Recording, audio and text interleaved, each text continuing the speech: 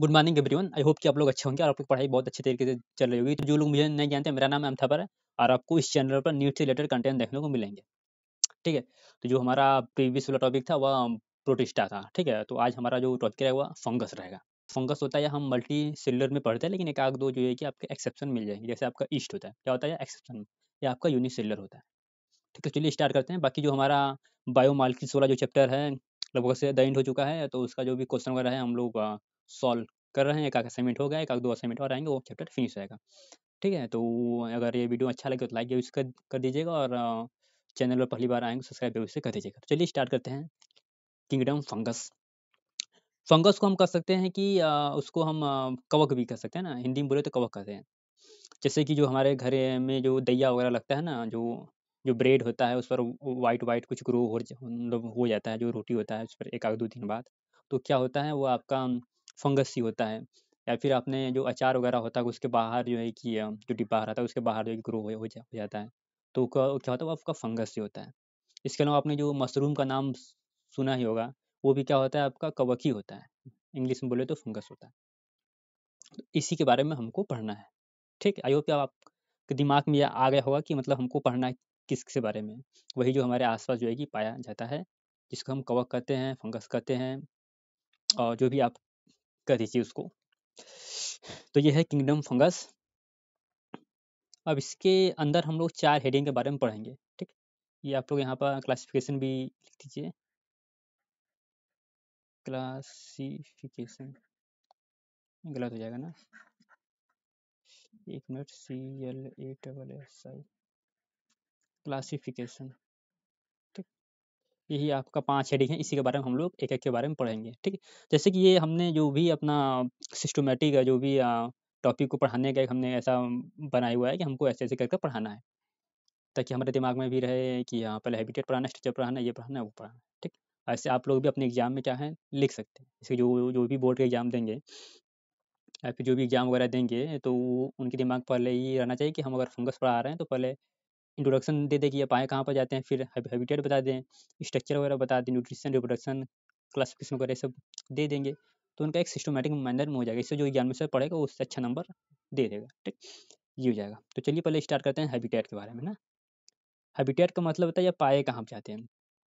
जैसे कि हम लोग भारत में रहते हैं, भारत के पूर्वी ये उत्तरी भाग में रहते हैं, तो ये हमारा क्या हो जाएगा हैबिटेट हो जाएगा कि यहाँ का टेम्परेचर बहुत अधिक है, नहीं बहुत अधिक है, नहीं बहुत कम है। ठीक है। हमारे यहाँ तीनों मौसम का अनुभव होता है। ये सब क्या होता है हमारा हैबिटेट है। उसी तरह तुम्हारा क्या होता है फंगस का भी क्या होता है अपना एक हैबिटेट होता है, जहाँ पर वो पाया जाता है। ठीक, ये होगा। तो चलिए पहला जो कि अपना, एक मिनट, ठीक, ये आपको जाएगा हैबिटेट। तो देखिए ये लिखा गया है जो ऊपर हम मतलब है इसमें कि ये कहाँ पर ग्रो करते हैं, room temperature and above, also with need, यहाँ पे लिखिएगा नीड, नीड थोड़ा सा गलत हो जाएगा यहाँ पर, नीड ह्यूमिडिटी। ठीक है। कहने का मतलब ये है कि वो वहाँ पर ग्रो करेंगे जहाँ पर हमको टेम्परेचर एक सफिशिएंट अमाउंट में चाहिए, टेम्परेचर प्लस क्या चाहिए, ह्यूमिडिटी चाहिए, हमें नमी चाहिए, वहाँ पे ये क्या करते हैं ग्रो करते हैं। इनका यही क्या होता है हैबिटेट होता है। जैसे फॉर एग्जांपल देखिए यहाँ पे लिखा हुआ है एनसीईआरटी में अच्छा लाइन लिखा हुआ है, they prefer grow in warm and humid place. ठीक, वार्म मतलब होता है गर्म जगह पर, ह्यूमिड प्लेस मतलब होता है वह गर्म जगह जहाँ पर क्या है नमी उपस्थित हो। ठीक, तो वहीं पे क्या करते हैं ये ग्रो करते हैं।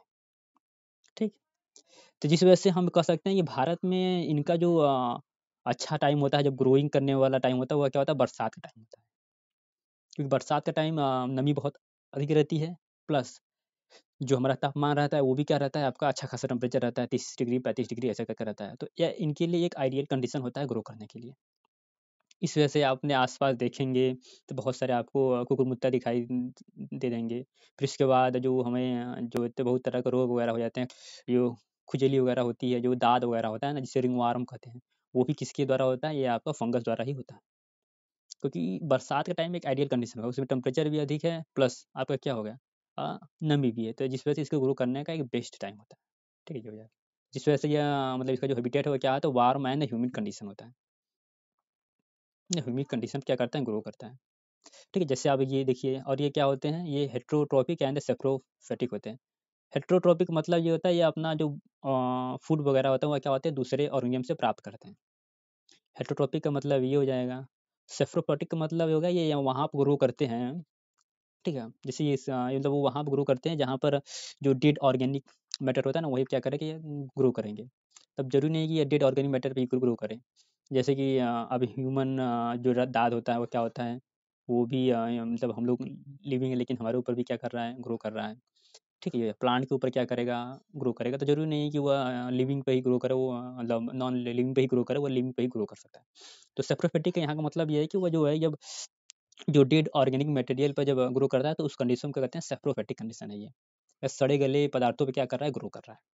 दैट्स इट, ठीक है। यही सेप्रोफिटिक का मतलब ये हो जाएगा। तो ये ग्रो कहाँ करेगा, वही सड़े गले पदार्थों पर जनरली क्या करता है, ग्रो करता है। इसके अलावा कभी कभी लिविंग पे ही क्या करता है, ग्रो कर जाता है, ठीक ये हो जाएगा। तो देखिए आगे क्या लिखा है। मतलब ये हेटरोट्रॉपिक एंड सेप्रोफिटिक होते हैं। जैसे फॉर एग्जांपल तौर पर fungi grow on the moist bread and rotten fruit, ठीक है। मॉइस्ट ब्रेड मतलब जो हमारा कोई ब्रेड होता है वो मॉइस्ट हो जाता है, जब नमी वहाँ हो जाता है ब्रेड के अंदर, तो कौन ग्रो करता है, फंगस ग्रो करता है। जैसे एक एग्जांपल आपके सामने ये है, ये एक ब्रेड ब्रेड है और इसके चारों तरफ से क्या हो गया, फंगस ने इस कवर कर लिया या फिर इसको ग्रो कर लिया हुआ है। इसके अलावा यहाँ किस पर ग्रो करता है, जो सड़े गले फ्रूट होते हैं उस पर ग्रो करता है, रोटेन फ्रूट।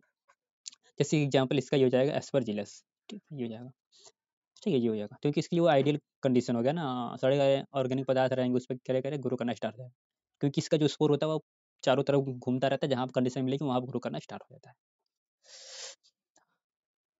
इसके बाद देखिए the most common mushroom you eat, ठीक है ये हो जाएगा। जैसे कि जो हम लोग खाते हैं ना, वो क्या होता है, एक मोस्ट वो भी क्या होता है, एक प्रकार का फंगस ही होता है।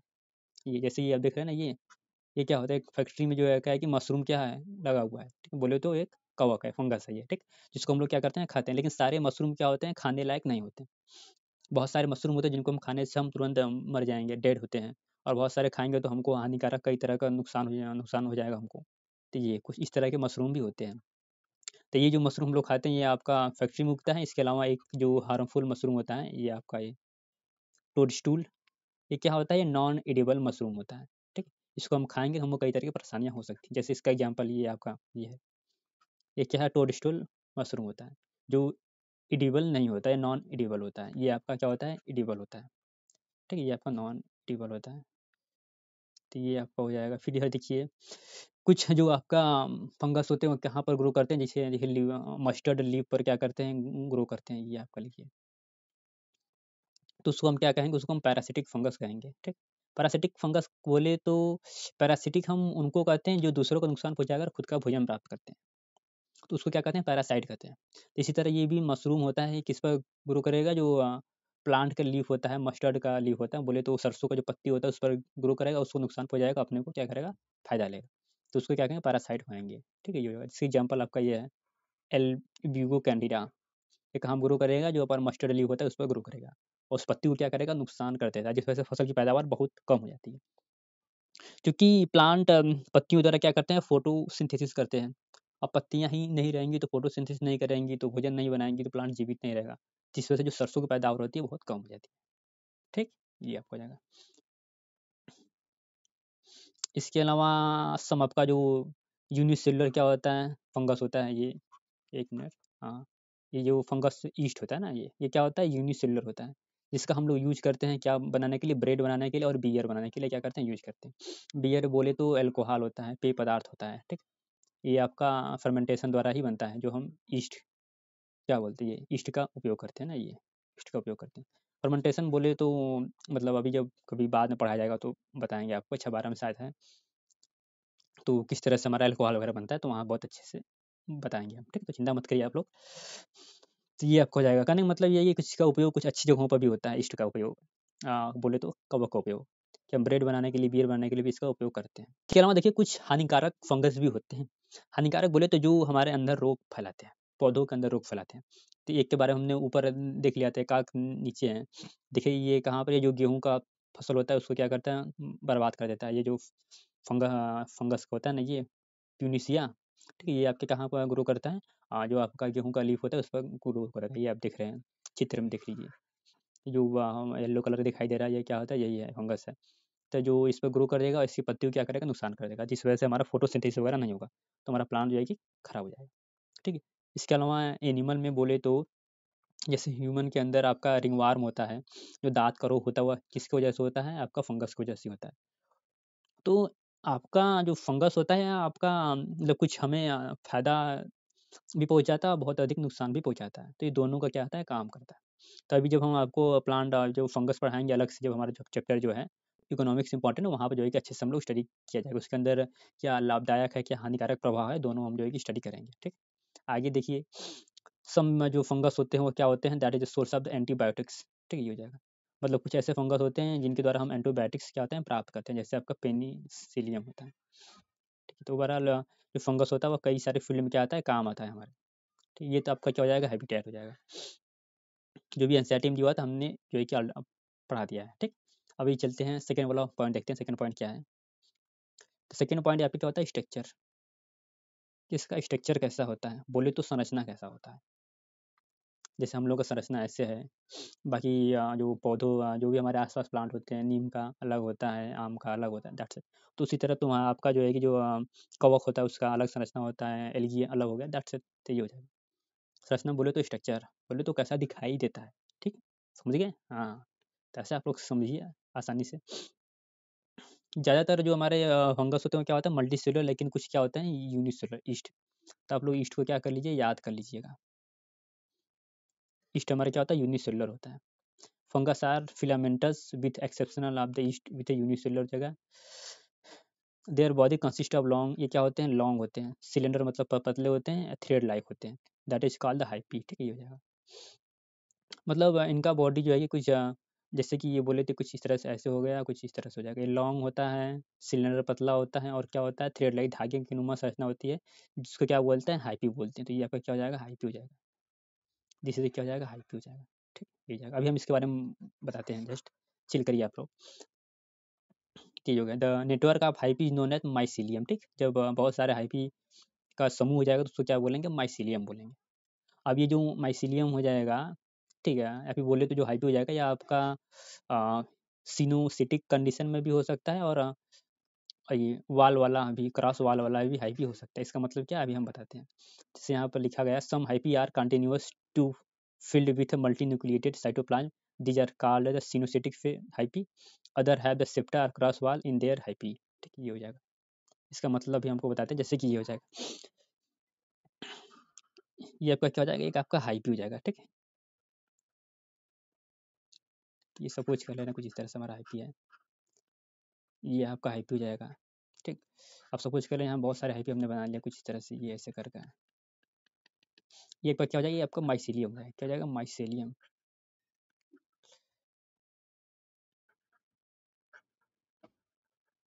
ठीक है? ये हो जाएगा। ये एक है, ये ग्रुप ऑफ क्या है? Hyphae is known as the mycelium. जिससे हमारा जो कोशिका होता है, कोशिकाओं के समूह क्या कहते हैं? ऊतक बोलते हैं। इसी तरह हमारे ये हो जाएगा। हाइपी के जो समूह को क्या बोलते हैं? माइसीलियम कहते हैं। ठीक है? आई होप कि आपको ये टर्म जो है कि क्लियर हुआ होगा। तो इसी तरह अगर मान के चलिए हमारा एक हाइपी है, ऐसे करके, ठीक? इसका सेल डिवाइड करना स्टार्ट किया तो बहुत सारे केंद्रक बन गए, ऐसे ऐसे कर बोले तो न्यूक्लियस बन गए। ठीक है? ये जगह अगर इनके बीच में जो केंद्रक है, इनके बीच में अगर वाल का फॉर्मेशन नहीं होता है तो, ठीक, अगर वाल का फॉर्मेशन नहीं होता है तो ये क्या हो जाएगा? आपका मल्टी न्यूक्लिएटेड स्ट्रक्चर रहेगा। कैसा रहेगा? Multi nucleated structure. तो इस कंडीशन को हम क्या कहते हैं? सिनोसेटिक कंडीशन कहते हैं। ठीक? और ये जो फेज जो हाइपी होता है इसको क्या कहते हैं? सिनोसेटिक हाइपी के नाम से जानते हैं। ठीक है? ये हो जाएगा। दिस कहने का मतलब है कि मल्टी न्यूक्लिएटेड हाइपी है। ठीक? और कभी कभी होता है यूँ है कि ये आपका हाइपी है, इससे आपका इसके अंदर सेल डिवीजन हो गया ऐसे करके, ये ऐसे हो गया, ऐसे हो गया। ठीक है? ये हो जाता है। मतलब जब भी कोशिका विभाजन हो रहा है, सेल डिवीजन हो रहा है, इसके बीच में एक वाल बन जा रही है। ठीक है? ये वाल बन जाती है। ये आपका क्या कहलाता है? ये आपको कहलाता है डिजिटल क्रॉस वाल हाइपी। क्रॉस वाल हाइपी। ठीक है? ये कहने का मतलब इसके हाइपी में क्या है? क्रॉस वाल है, दीवाल है, जिसके तरह केंद्र क्या होते हैं आपका? अलग अलग होते हैं। हमारा लास्ट पॉइंट हो जाएगा the cell wall of the fungus. जो फंगस की जो सेल वॉल होती है कंपोज्ड ऑफ काइटिन, ठीक, एंड पॉलीसेकेराइड। ठीक? ये हो जाएगा। मतलब जो उसकी कोशिका भित्ति होती है, जो बाहर का आवरण होता है, वो किसका बना होता है? काइटिन प्लस क्या होता है? पॉलीसेकेराइड का बना होता है। बोले तो आपका क्या कहते हैं? जैसे कि वो उसमें हो गया ना आपका, जो प्लांट होता है उसका सेल वॉल किसका बना होता है? सेल्यूलोज का बना होता है। जो हमारे बैक्टीरिया होते हैं उनका सेल वॉल किसका बना होता है, पेप्टाइडोग्लाइकॉन का बना होता है। इस तरह यहाँ पे भी होता है काइटिन होता है, प्लस उसमें पॉलीसेकेराइड भी उपस्थित होता है, दैट्स इट। तो बहरहाल ये था आपका क्या होगा स्ट्रक्चर के बारे में कि माइसीलियम ये हमारा कवक का स्ट्रक्चर कैसा होता है या किसका बना होता है, हाइपी का बना होता है। हाइपी प्लस मल्टीप्लाई करेंगे बहुत सारा हाइपी तो माइसीलियम बन जाएगा। फिर उसी माइसीलियम द्वारा फ्रूटिंग बॉडी बनेगा, फिर फ्रूटिंग बॉडी द्वारा आपका स्पोर बनेगा, फिर तो आपका क्या बन जाएगा, नया से फिर से कवक बन जाएगा। ये जैसे भी हम बाद में डिस्कशन करेंगे। तो इसका स्ट्रक्चर वगैरह हो गया। ये आपका पहला दूसरा पॉइंट हो जाएगा। तीसरा पॉइंट क्या हो जाएगा, न्यूट्रिशन हो जाएगा। बोले तो ये खाना कैसे खाते हैं, तब तक आप लोग समझ गए होंगे कि इनके अंदर क्या होता है, क्लोरोप्लास्ट क्या होता है, एब्सेंट होता है। तो क्लोरोप्लास्ट एब्सेंट होगा तो अपना भोजन स्वयं नहीं बनाएंगे, जिस वजह से क्या रहेंगे, हेट्रोट्रॉपिक रहेंगे। बोले तो अपना भोजन दूसरों से प्राप्त करेंगे। ठीक, जैसे हम लोग भी क्या है, हेट्रोट्रॉपिक है। केवल पौधों को छोड़कर बाकी जितने भी ऑर्गेनिज्म क्या है, हेट्रोट्रॉपिक होते हैं, अपना भोजन दूसरों से प्राप्त करते हैं।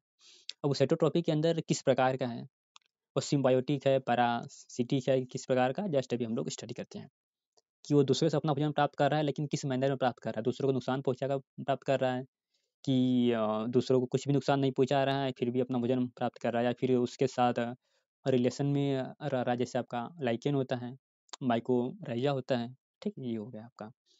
तो उसके अंदर हम लोग को देखना है कि यह हेट्रोट्रॉपिक होते हैं, मतलब अपना भोजन दूसरे से प्राप्त करते हैं।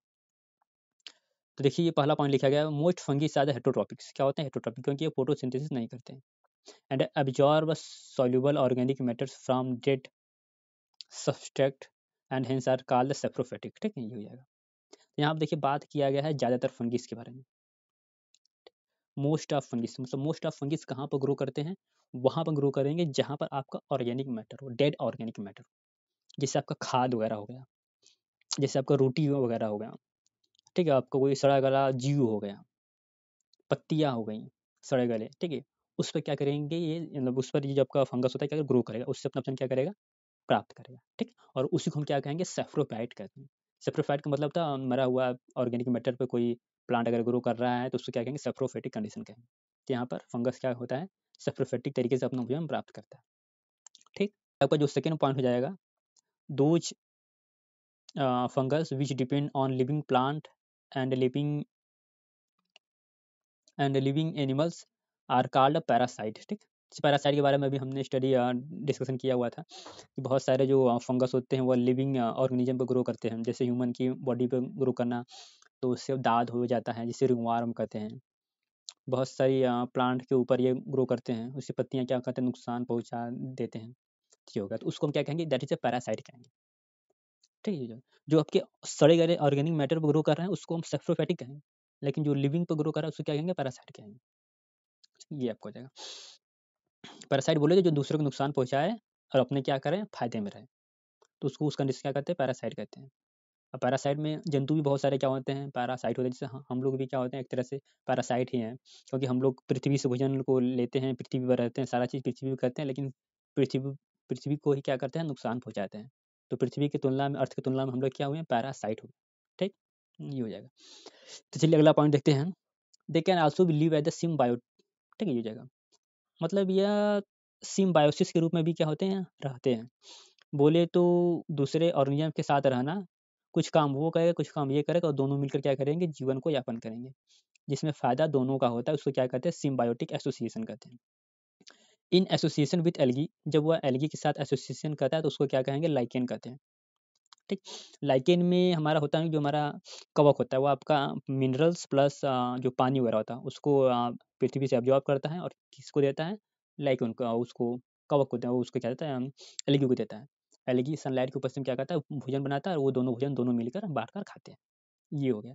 ये तो छोटे प्लांट में जाएगा। जो बड़े प्लांट होते हैं आपका, जो रूट वाले प्लांट होते हैं, तो रूट वाले प्लांट मान के चलिए कि आपका जिम्नो एंड एनजीओ होते हैं, तो जिसके साथ क्या करता है, यह एसोसिएशन करता है and the root of the higher plant, ऐसा माइकोराइजा है। ठीक, माइकोराइजा का मतलब हो जाएगा कि जब जो कवक होता है हायर प्लांट के रूट के साथ सिम्बायोटिक एसोसिएशन करता है तो उसको क्या कहते हैं, माइकोराइजा कहते हैं। इसमें जो है कि प्लांट को भी फायदा होता है और कवक होता है उसको भी फायदा होता है। प्लांट को फायदा ये होता है कि उसको न्यूट्रिशन की कम आवश्यकता पड़ती है। ठीक है, जिससे कुछ हद तक न्यूट्रिशन यही प्रोवाइड करा देता है, ये सब हो गया, और बहुत सारे फायदे वगैरह होते हैं। ठीक है, तो ये आपका क्या हो जाएगा, न्यूट्रिशन किस प्रकार से वो अपना खाना खाता है। वो 3 तरह से खाना खाता है। पहला हुआ सैप्रोफाइट पर ग्रो करेगा, मतलब सड़े गले पदार्थों से अपना वजन प्राप्त करेगा। दूसरा हो जाएगा या पैरासाइट पे एक रहेगा, दूसरों को नुकसान पहुँचाएगा वो हमला, ठीक है, और अपने क्या करेगा, फ़ायदा लेगा। जैसे फॉर एग्ज़ाम्पल तौर पर आपका ये कौवा, ये रिंगवर्म हो जाएगा। फिर कुछ ऐसे एल्गी मतलब फंगस होते हैं जो मतलब लिविंग पर ग्रो करते हैं। और फिर इसका तीसरा आपका हो जाएगा सिम्बायोटिक एसोसिएशन, जिसमें दोनों और ऑर्गेनिज्म में क्या होता है, लाभ होता है। ठीक है, ये आपका न्यूट्रिशन हो जाएगा कंप्लीट। अब ये देखते हैं अगला जो अपना टॉपिक है, रिप्रोडक्शन। रिप्रोडक्शन बोले तो अपने समान नए जीव उत्पन्न करना क्या कहलाता है, रिप्रोडक्शन कहलाता है। ठीक है, इफ कोई भी अगर ऑर्गेनिज्म अगर अपने समान नए जीव उत्पन्न नहीं कर रहा है तो वो ऑर्गेनिज्म नहीं है, उसको ऑर्गेनिज्म अंतर्गत हम नहीं रखेंगे। ठीक है, ये हो जाएगा। जैसे कोई वायरस हो जाएगा, वायरस भी क्या है, एक ऑर्गेनिज्म है जो अपना समान नया जीव उत्पन्न करेगा, दैट्स इट। ठीक। तो फंगस में जो रिप्रोडक्शन होता है वह 3 तरह से होता है। जो एनसीईआरटी में दिया हुआ है 3 तरीके से, मान के चलिए 2 ही तरह का होता ही है। एक आपका सेक्सुअल होता है, आपका एसेक्सुअल रिप्रोडक्शन होता है। लेकिन एनसीईआरटी में आपका 3 तरह का दिया है, तो हम तीनों के बारे में पढ़ेंगे अच्छे से। एक्चुअली में जब आपका वेजिटेटिव रिप्रोडक्शन होता है वो भी क्या होता है, एसेक्सुअल के अंदर ही आता है। ठीक, इसलिए हम जनरली 2 ही पढ़ते हैं, लेकिन एनसीईआरटी में दिया हुआ है तो हम 3 पढ़ते हैं। वेजिटेटिव जाएगा, एसेक्सुअल जाएगा और सेक्सुअल जाएगा। तो चलिए देखते हैं वेजिटेटिव रिप्रोडक्शन क्या होता है। वेजिटेटिव रिप्रोडक्शन बोले तो जब उसके पार्ट्स द्वारा, जैसे जब हम गुलाब को काटते हैं तो बीज से काट कर लगा देते हैं, वो क्या होता है, वेजिटेटिव रिप्रोडक्शन होता है। और ऊख वगैरह होता है, उसको हम काट कर लगा देते हैं तो क्या हो जाएगा, वेजिटेटिव रिप्रोडक्शन हो जाएगा। मतलब जब प्लांट के ऑर्गेनिज्म के किसी पार्ट द्वारा उसका ग्रो हो जाता है तो उसको क्या कहेंगे, वेजिटेटिव रिप्रोडक्शन कहेंगे।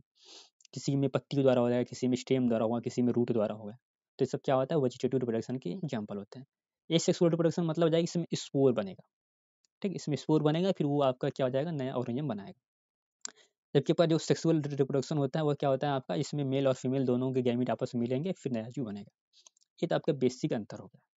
तो आइए वेजिटेटिव रिप्रोडक्शन के बारे में देखेंगे अच्छे से। ठीक है, वेजिटेटिव रिप्रोडक्शन मतलब जब ऑर्गेनिज्म के किसी पार्ट द्वारा अ, क्या कहते हैं, नया ऑर्गेनिज्म बनता है तो उसका क्या कहेंगे, वेजिटेटिव रिप्रोडक्शन कहेंगे। या फर्दर इसको हम 3 भागों में बांटते हैं। पहला आ जाएगा फ्रेगमेंटेशन, फिजन और बडिंग हो जाएगा। ठीक, ये 3 प्रकार के रिप्रोडक्शन होते हैं। फ्रेगमेंटेशन आपका जो मल्टी सेलुलर ऑर्गेनिज्म होते हैं उसमें पाया जाता है। इसका मतलब क्या हो गया, इसका मतलब ही बता रहे हैं। जैसे जो ईस्ट होता है उसमें फ्रेगमेंटेशन नहीं पाया जाता। फ्रेगमेंटेशन बोले तो मल्टी सेलुलर, जैसे कि अगर हम कोई सेल बना रहे, जैसे हाइपी बना लेना, ये आपका हाइपी हो जाएगा। एक मिनट, थोड़ा सा अच्छा सा हाइपी बना ले, ये आपका हो जाएगा हाइपी। ठीक, अगर यहाँ पर फ्रेगमेंटेशन होगा, फ्रेगमेंटेशन होगा तो ये यहाँ से टूट जाएगा, यहाँ से टूट जाएगा, यहाँ से टूट जाएगा, ऐसे टूट जाएगा, प्लस ऐसे हो जाएगा, ये जाएगा। मतलब यहाँ से टूट गया जाएगा, यहाँ से टूट जाएगा, यहाँ से टूट जाएगा। इन तीनों जगह से टूट कर क्या बना लेगा, अलग अलग तरह का जीव बना लेगा, ये आपको ऑर्गेनिज्म बना लेगा। ठीक है, ये अब जो तीनों पार्ट होते हैं, जो तीनों सेल होते हैं, ये ग्रो करके अपना नया ऑर्गेनिज्म बनाएंगे। तो फ्रेगमेंटेशन जो होता है वह बहु कोशिकीय जीव में होता है, बोले तो मल्टी सेलुलर ऑर्गेनिज्म में होता है। ठीक है, ये हो जाएगा। और इसमें जो सेल होता है वो बीच से टूट जाता है और नए ऑर्गेनिज्म का निर्माण करता है, दैट्स इट। तो चूंकि हमारा जो ईस्ट होता है वो आपका यूनी सेलुलर होता है, जिस वजह से उसमें ये प्रोसेस नहीं पाया जाता। ठीक, ये आपको हो जाएगा फ्रेगमेंटेशन। अब बात आती है अपना, किसकी बात आती है, ये फिजन की बात आती है ना। फिजन बोले तो बाइनरी फिजन द्वारा होता है, सिंपल आपका माइटोसिस द्वारा होता है। ये आपका एक हाइपी है, बोले तो एक सेल है, यहाँ पर क्या होगा, फिजन होगा, बाइनरी फिजन होगा। माइटोसिस वाला एक से कितने सेल बन जाएंगे, 2 सेल बन जाएंगे, ऐसे करके ये आपको हो जाएगा। ठीक, ये आपको हो जाएगा। मतलब जब जो माइटोसिस का मतलब हो जाएगा जब एक सेल से 2 सेल बनता है, उसे क्या कहेंगे, माइटोसिस द्वारा, जो उसे माइटोसिस कहते हैं। और इस प्रकार का जो रिप्रोडक्शन होता है उसको क्या कहेंगे, बाइनरी फिजन कहते हैं। तो ये वो वाला बैक्टीरिया वाला बाइनरी फिजन नहीं है, ये आपका यूकैरियोटिक सेल वाला बाइनरी फिजन होता है। ठीक, अब ये तीसरा आपका हो जाएगा बडिंग। बडिंग बोले तो जैसे मान लो कोई हमारा ये प्लांट है, ये हाइपी कोई है, ठीक है, ये ऐसे करके ठीक ये जाएगा। अब कुछ ऐसे भी है। तो कभी कभी होता है कि प्लांट में कोई स्मॉल स्ट्रक्चर ऐसे बाहर ग्रो करता है, ऐसे कर ग्रो करेगा। ठीक है, जगह बाद में यही वाला संरचना इस पेरेंट सेल से अलग हो जाएगा कुछ इस तरह से, ऐसे कर। और फिर बाद में ये जो होता है आपको नया ऑर्गेनिज्म बना लेगा, फिर नया फंगस बना लेगा। ठीक है, ये आपका क्या बना लेगा, नया फंगस बना लेगा। तो बड का मतलब हो जाएगा इफ एनी ऑर्गेनिज्म में कोई स्मॉल पार्ट्स ऐसा स्ट्रक्चर बन रहा है जिसके द्वारा नया ऑर्गेनिज्म बनता है, तो उसको हम क्या कहेंगे, बडिंग द्वारा रिप्रोडक्शन कर रहा है। ठीक, आई होप कि आपको ये समझ में आया होगा। बस्टिट्यूट रिप्रोडक्शन 3 तरह के होते हैं, फ्रेगमेंटेशन, फिजन और बडिंग। ये आपका मोस्ट कॉमन टाइप का रिप्रोडक्शन होता है जो आपका लगभग से सारे कवक में पाए जाते हैं, केवल आपका ईस्ट को छोड़ दीजिए, क्योंकि ईस्ट क्या होता है, यूनिसेलुलर होता है। ठीक, ये आपका वेजिटेटिव हो गया। चलिए आप देखते हैं एसेक्सुअल रिप्रोडक्शन। आखिर में एसेक्सुअल रिप्रोडक्शन होता कैसे है? Asexual reproduction, asexual reproduction is by spore, किसके द्वारा होता है, स्पोर द्वारा होता है। ठीक, दैट इज कॉल्ड कोनिडिया कहेंगे उसको, या फिर स्पोरेंजियोफोर कहेंगे, या फिर जू स्पोर कहेंगे। ठीक, आइए देखते हैं इसका मतलब क्या है। जैसे कि हमने अभी बताया था हाइपी के बारे में आपको ना, कि जो होता है कि इसका जो स्ट्रक्चर होता है क्या होता है, हाइपी होता है। ठीक, जैसे अगर हम हाइपी का रस्से बना लें, ये हमारा क्या हो जाएगा, ये आपका हाइपी हो जाएगा। ठीक, फिर ये हाइपी क्या करेगा, बहुत सारे हाइपी एक साथ आ जाएंगे, ऐसे कर ऐसे ऐसे ऐसे कर लीजिए आप लोग इस तरह से। ठीक है, ये जाएगा, ये आपका क्या हो जाएगा, माइसेलियम हो जाएगा। क्या हो जाएगा, माइसेलियम हो जाएगा। ठीक है, ये क्या हो जाएगा, आपका हाइपी हो जाएगा। ठीक, तो ये हाइपी क्या करेगा, ग्रो करेगा, क्या बनाएगा, माइसेलियम, बहुत सारा हाइपी एक साथ आ जाएंगे। ठीक है, अब कभी भी होता ही है कि जो हाइपी होता है क्या बनाता है, ऊपर की तरफ ग्रो करेगा। ठीक, ऊपर की तरफ ग्रो कर कुछ इस टाइप का संरचना बनाएगा। ये हाइपी क्या होता है, एन होता है। ये भी क्या होता है, ये माइसेलियम एन होता है, हाइपी भी क्या होता है, एन होता है। ठीक है, इसको क्या कहेंगे, फ्रूटिंग बॉडी कहेंगे। क्या कहेंगे, फ्रूटिंग बॉडी कहेंगे। ये भी क्या होता है, आपका एन ही होता है। ठीक है, ठीक है, तो अब इस फ्रूटिंग बॉडी के अंदर क्या बनेंगे, स्पोर बनेंगे। क्या बनेंगे, स्पोर बनेंगे। ठीक है, तो पहले आप हाइपी लिखिए। हाइपी से क्या बनेगा, माइसिलियम बनेगा। बहुत सारे हाइपी एक साथ आ जाएंगे तो क्या बनेगा, माइसिलियम। कौन सा स्ट्रक्चर रहेगा, यन रहेगा। ठीक है, अब कभी कभी होता ही है कि मतलब जो माइसिलियम के ऊपर इसकी अपवर्ड ग्रो करेगा एक विशेष प्रकार का संरचना, जिसको हम क्या कहेंगे, फ्रूटिंग बॉडी। वो भी क्या होता है, इसके अंदर क्या बनेंगे, स्पोर। ये देखे ना, अभी क्या होता है, स्पोर बनेंगे। ठीक, अब ये जो स्पोर बनेंगे, ठीक है, ये जगह फिर ये जो इसके वाल होता है इसको तोड़कर क्या बनाएंगे, ये स्पोर क्या आ जाए, कहाँ बाहर आ जाएंगे। इसकी प्रोवाइडी क्या होती है, यन होती है। ठीक, फिर बाद में यही क्या करते हैं, ग्रो कर कर कौन सा ग्रो करेंगे, माइटोसिस वाला ग्रो करेंगे, मतलब डिवीजन करेंगे माइटोसिस वाला। और इसके वाला हम जब माइटोसिस द्वारा हम ग्रो करके क्या बना लेंगे, हाइपी फिर से बना लेंगे। ठीक, ये तो ये क्या होता है, ये सेक्सुअल रिप्रोडक्शन होता है। मतलब वो रिप्रोडक्शन जिसमें क्या कहते हैं उसको, हम स्पोर का निर्माण होता है और इसमें केवल एक ही पेरेंट्स इन्वॉल्व होता है। ठीक है, उसको क्या कहेंगे, उसको एसेक्सुअल रिप्रोडक्शन कहते हैं। ठीक है, अभी चलते हैं अपना सेक्सुअल रिप्रोडक्शन की तरफ ना, कि आखिर में सेक्सुअल रिप्रोडक्शन होता है क्या। वो मोस्ट का मतलब काफ़ी एडवांस टाइप का रिप्रोडक्शन है, सेक्सुअल रिप्रोडक्शन। ठीक है, सेक्सुअल रिप्रोडक्शन द्वारा क्या होता है, वेरिएशन आता है। जो भी भिन्नता आती है वो क्या होती है, किसकी वजह से आती है, उसको सेक्सुअल रिप्रोडक्शन की वजह से ही आती है। तो चलिए देखते हैं फंगस में किस तरह से ये होता है, टर्न होता है। ठीक है, ये है। तो उसके पहले जो है कि ये देखिए यहाँ पर कुछ लिखा हुआ है, जो भी ये सब क्या है, एनसीईआरटी की लाइन है, मैं कोई अपने से नहीं लिखा हूँ, सारा एनसीईआरटी का है। ठीक है, when a fungus reproduce sexually, जब फंगस सेक्सुअली रिप्रोड्यूस करता है तो जो दो हैप्लॉइड फाइव रहते हैं ना, बोले तो क्रोमोसोम संख्या एन होती है, मतलब आधा रहती है। हाइपी ऑफ द कमिटेबल ना, compatible mating types come together and fuse. ठीक है, मतलब इसका मतलब ये हो जाएगा, कमिटेबल मतलब हो जाएगा सेम प्रकार के जो आपका हाइपी रहेंगे वो लगभग सेम प्रकार से रहेंगे। ठीक, वो जेनेटिकली अलग भी हो सकते हैं लेकिन सेम प्रकार के आपका रहेंगे। वो दोनों क्या करेंगे, फ्यूज करेंगे और क्या करेंगे, नया क्या कहते हैं उसको, नया फंगस का निर्माण करेंगे। ठीक है, ये हो जाएगा। तो ये जो प्रोसेस होता है 3 स्टेप में कंप्लीट होता है। The sexual cycle is involve with following 3 step. क्या होता है, 3 स्टेप में क्या होता है, कंप्लीट होता है। तो चलिए देखते हैं कौन कौन से स्टेप होता है। तो पहला स्टेज होता है आपका fusion of the protoplasm between the two motile और non motile gametes, that is called the plasmogamy. ठीक है, एक आपका क्या हो जाएगा, प्लाज्मोगैमी होता है। प्लाज्मोगैमी बोले तो जब दो जो आपका गैमीट हो जाएगा वो दोनों आपस में फ्यूज करेंगे तो उसको क्या कहेंगे, दैट इज अ प्लाज्मोगैमी कहेंगे। ठीक, ये जाएगा। अभी जो आपका गैमीट होता है, गैमीट जो होता है वो क्या होता है, मोटाइल भी हो सकता है और नॉन मोटाइल भी हो सकता है। जैसे ह्यूमन के अंदर जो गैमीट होता है वो क्या होता है, वो मोटाइल होता है, उसके अंदर फ्लैजिला होता है। अगर फ्लैजिला है तो वो मोटाइल है, फ्लैजिला नहीं है तो क्या है, नॉन मोटाइल होता है। ठीक, तो ये वाले चलते हैं इसका स्ट्रक्चर वगैरह बनाकर फिर इसके बाद समझते हैं। सेकेंड स्टेज क्या होता है आपका, कैरियोगैमी होता है, जिसमें क्या होता है, जो न्यूक्लियस होता है उनका फ्यूजन होता है। और तीसरा स्टेज क्या होता है, मियोसिस होता है। जो आपका जाइगोट बनेगा तो उसमें क्या हो जाएगा, मियोसिस हो जाएगा। तो मियोसिस और क्या बनाएंगे, 4 डॉटर सेल बनाएंगे। तो चलिए पहले देखते हैं। पहले 2 हाइपी लेते हैं, कुछ इस तरह से आपका हो जाएगा हाइपी। ठीक है जी, when a fungus reproduce sexually 2 haploid hyphae. ठीक है, आपका 2 हैप्लॉइड हाइपी हो गया। इसका हैप्लॉइडी आप लिख लीजिए एन, इसका हैप्लॉइडी लिखिए एन। ठीक है, इसके द्वारा क्या बनाएगा, गैमीट बनाएगा। क्या बनाएगा, ये एन है तो गैमीट किसके द्वारा बनाएगा, माइटोसिस द्वारा बनाएगा। किसके द्वारा बनाएगा, माइटोसिस द्वारा बनाएगा। ये आपका क्या हो जाएगा, गैमेट हो जाएगा। अब ये दोनों क्या करेंगे, फ्यूज करेंगे। तो फ्यूज करेंगे कुछ इस तरह का स्ट्रक्चर बना लेंगे। तो ये जो फ्यूज होने की जो प्रक्रिया रहेगी ना, इसको क्या कहेंगे, इसके कहेंगे प्लाज्मोगैमी कहेंगे। प्लाज्मोगैमी, एक मिनट, ठीक हो जाएगा। और इस पर फ्यूज किसका हो रहा है, फ्यूज आपका हो रहा है, आपका प्रोटोप्लाज्म क्या हो रहा है, फ्यूजन हो रहा है, ठीक, फ्यूजन ऑफ प्रोटोप्लाज्म, ठीक। और जो फ्यूजन ऑफ प्रोटोप्लाज्म को क्या कहेंगे, प्लाज्मोगैमी कहेंगे।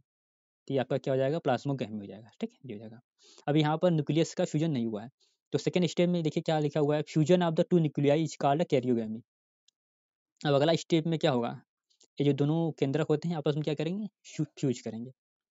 ये आपका फ्यूज कर कर एक केंद्रक बना लेंगे। तो ये प्रोसेस क्या कहलाता है, कैरियोगैमी कहलाता है, ठीक है। ये आपका कैरियोगैमी कहलाता है, ठीक। ये आपका सेकेंड स्टेप हो जाएगा कंप्लीट। थर्ड स्टेप आपका ये है, जो कैरियोगैमी होता है इसे क्या बनाएगा, जाइगोट बनाएगा। क्या बनाएगा, जाइगोट बनाएगा, ठीक हो जाएगा। फिर ये जाइगोट के अंदर क्या होगा, मियोसिस होगा। क्या होगा, मियोसिस होगा। ये आपका, ठीक, meiosis in zygote resulting the haploid spore is form. जब ये मियोसिस करेगा तो क्या बनेगा, हमें हैप्लॉइड स्पोर बनेगा, 1 2 3 4, ठीक है। फिर ये क्या करेगा, माइटोसिस हो कर कर क्या बनाएगा अपना, ये माइटोसिस करके अपना फिर से अपना हाइपी वगैरह बना लेगा, ठीक। तो ये था जो है कि सेक्सुअल रिप्रोडक्शन किस तरह से होता है। तीन स्टेज में क्या होता है आपका, सेक्सुअल रिप्रोडक्शन होता है। पहला आपका प्लाज्मोगैमी हो जाएगा, दूसरा कैरियोगैमी, तीसरा क्या होगा, मियोसिस होगा। इसी समय अपना मतलब इसी प्रोसेस द्वारा आपका सेक्सुअल रिप्रोडक्शन क्या होता है, कंप्लीट होता है, ठीक है। इसके अलावा एक पॉइंट आपको बताना भूल गया था कि ये जो दो केंद्रक वाला स्टेज होता है, तो इसको एनसीईआरटी में लिखा गया, इसको हम डाइकैरियन कहते हैं। क्या कहते हैं, डाइकैरियन स्टेज कहते हैं, डाइकैरियन कहेंगे, ठीक। ये आपका हो जाएगा। और ये जो फेज होता है ये कहलाता है डाइकैरियन फेज, ठीक है, ये जगह। तो एनसीईआरटी में लिखा गया है कि ऐसे कुछ फंगस होते हैं यहाँ पर, जो डाइकैरियन वाला स्टेज होता है ना, ये वाला स्टेज यह नहीं पाया जाता। बोले तो जब आपका प्लाज्मोगैमी होता है उसके तुरंत बाद आपका क्या हो जाता है, कैरियोगैमी हो जाता है। बोले तो केंद्रक जो होता है उसका फ्यूजन हो जाता है, जिस वजह से हमें जो डाइकैरियन फेज होता है वो हमें दिखाई नहीं देता है, ठीक, ये जाएगा। तो बहरहाल ये था आपका सेक्सुअल रिप्रोडक्शन, बोले तो जनरल आपका फंगस के बारे में, ठीक। इसके बाद हम लोग पढ़ेंगे क्लासिफिकेशन के बारे में, ठीक। तो अभी फिलहाल हम इस वीडियो को यहीं तक सीमित रखते हैं। जब अगला वीडियो लेकर आएंगे तो वहाँ पर हम डिटेल स्टडी करेंगे अबाउट क्लासिफिकेशन, ठीक है। तब तक मिलते हैं नेक्स्ट वाले वीडियो में। तब तक आप लोग वीडियो को लाइक कर दीजिए अगर अच्छा लगा हो तो वीडियो, और चैनल पर पहली बार आएंगे सब्सक्राइब जरूर से कर दीजिएगा, ठीक। तो इसके अलावा आप लोग घूमते फिरते रहिए और गाना वाना भी गाते रहिए, है कि नहीं, कि हमको भी चल